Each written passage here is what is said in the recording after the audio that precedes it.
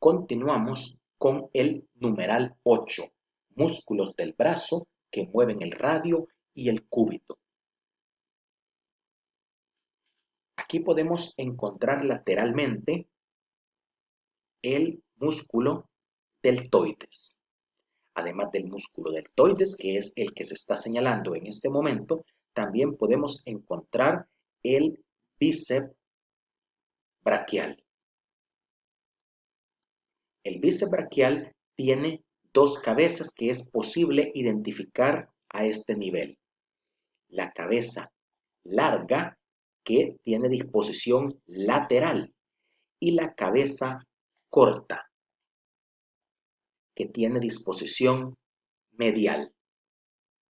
Por debajo del bíceps braquial se encuentra el músculo braquial anterior.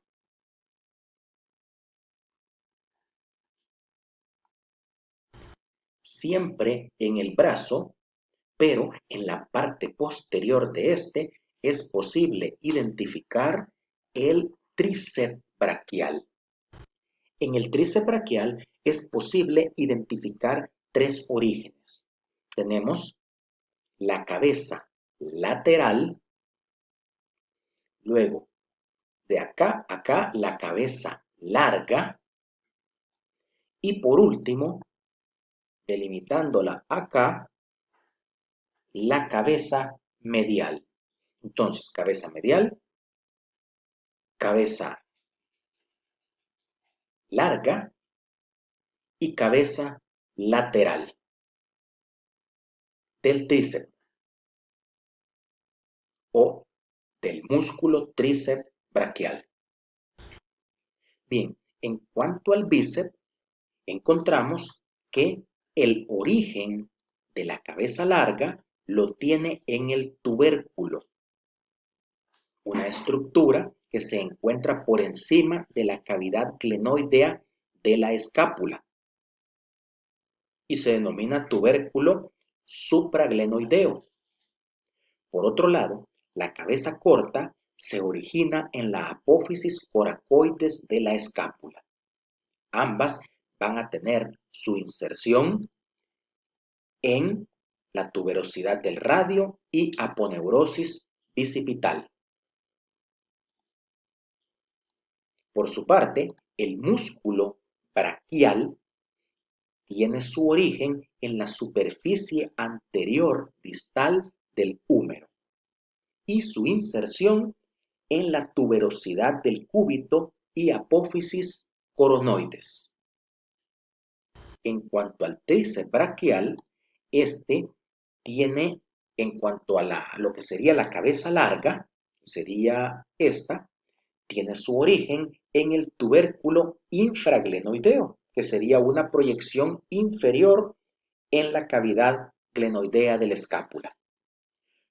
Luego, la cabeza lateral se origina en la superficie posterolateral del húmero.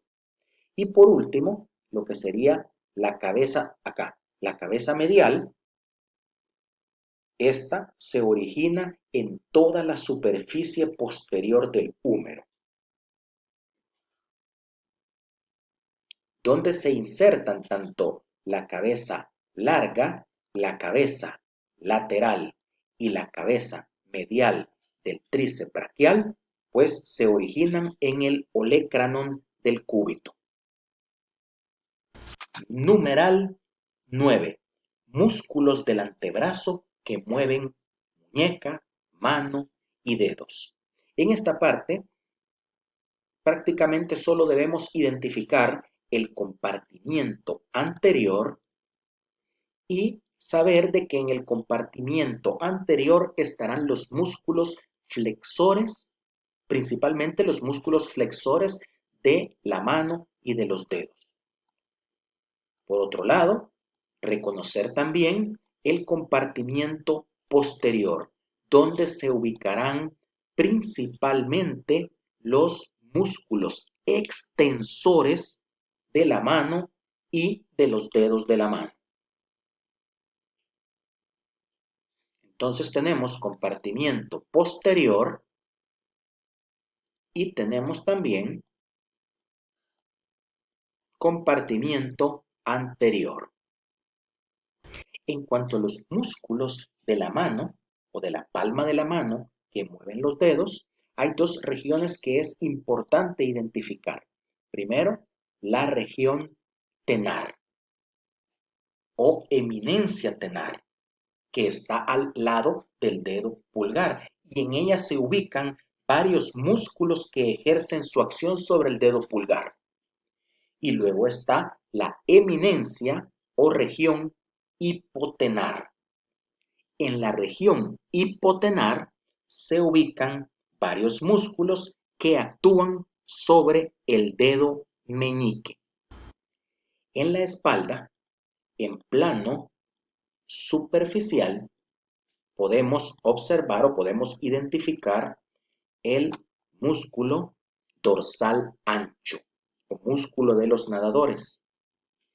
Luego está superiormente el músculo trapecio. Ahora, en plano profundo es posible identificar en el músculo que sería erector de la espina, se pueden identificar el músculo iliocostal o la parte iliocostal del músculo erector de la espina, que como se fijan es la más lateral. Luego, la intermedia,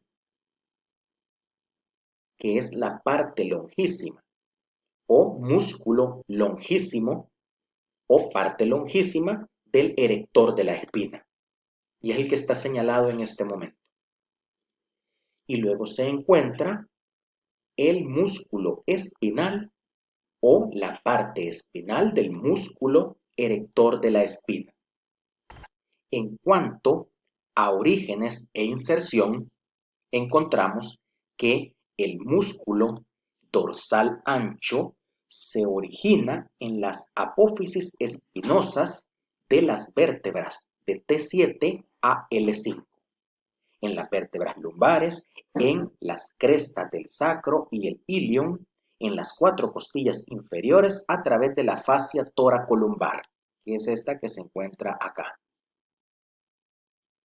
Además, la inserción la tiene en el surco intertubercular del húmero. Luego se encuentra el músculo trapecio, cuyo origen lo tiene en la línea nucal superior del hueso occipital, en el ligamento nucal y en las apófisis espinosas de C7 hasta T12.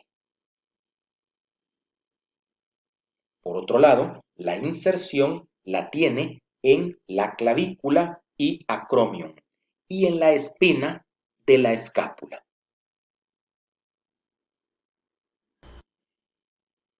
Numeral 12. En este podemos observar, en cuanto a los músculos de la región glútea que mueven al fémur, a lo que sería el glúteo mayor, señalado en morado. También se puede observar lo que sería el glúteo medio, más profundo al glúteo mayor.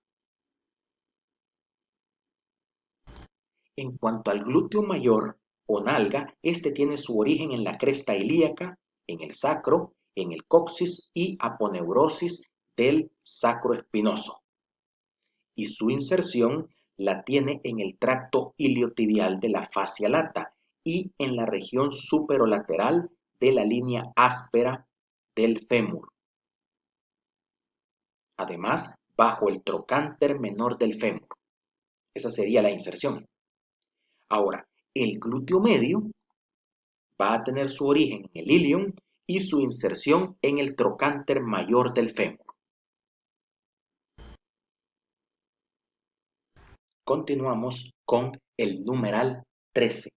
Músculos del muslo que mueven fémur, tibia y peroné.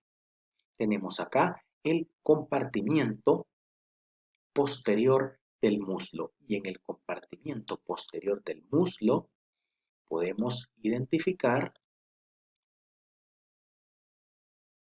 el músculo bíceps femoral. Vemos acá la cabeza larga del bíceps femoral.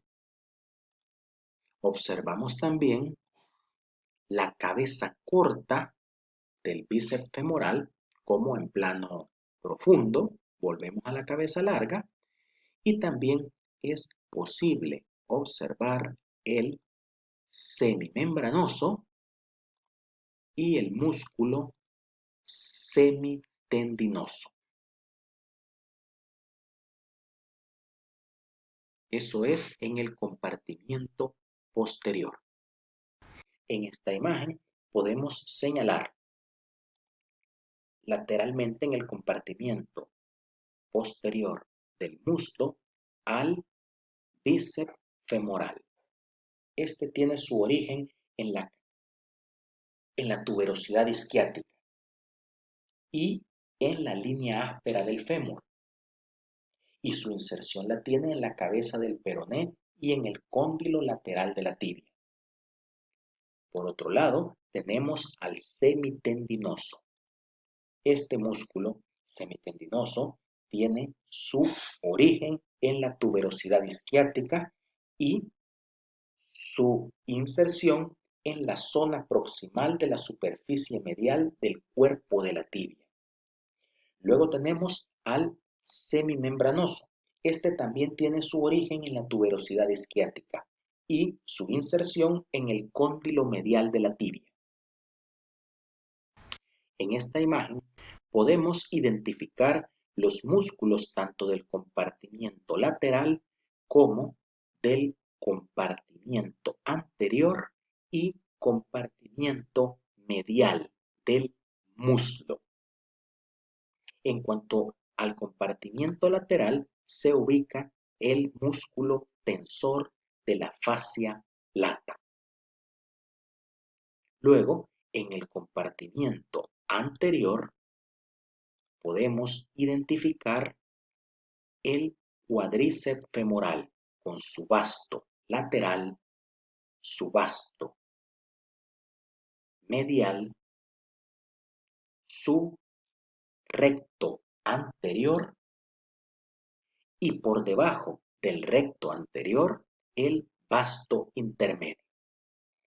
Siempre en el compartimiento,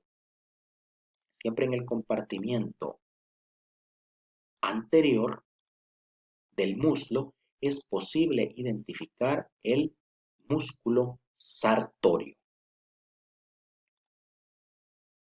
Además, están en el compartimiento medial del muslo, están los músculos aductores. El grupo de aductores, tenemos el aductor mayor, el aductor largo y el aductor corto. Además, es posible identificar también en el compartimiento medial del muslo el músculo gracil, también llamado recto interno. En esta imagen podemos observar principalmente el compartimiento anterior del muslo. Aquí tenemos el sartorio, aquí el vasto medial, el vasto lateral y el recto anterior. Al ocultar el recto anterior, podemos observar el vasto intermedio. Otro aspecto que se puede observar aquí es la inserción común en el tendón rotuliano de todo el cuádriceps femoral.